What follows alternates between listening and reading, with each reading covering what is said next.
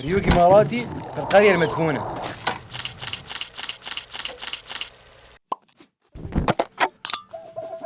أقول لك حمود، ليش سموها القرية المدفونة؟ في الماضي القرية كانت حيوية وكانت معروفة باسم الغريفة.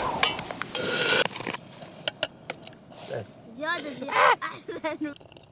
بس أهاليها تخلوا عنها في التسعينات بسبب الظروف الصعبة. بس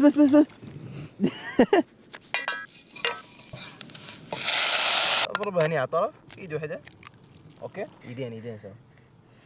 لا اضرب. ثلاثة. وبسبب التيارات الهوائية تحولت القرية إلى محطة للكثبان الصحراوية. بالهداوة والله بتاكل والله. بسم الله. دينجو. دنقل. تمرة شامي. وهذه كانت قصة من قصص لا تنسى في أجمل شتاء في العالم.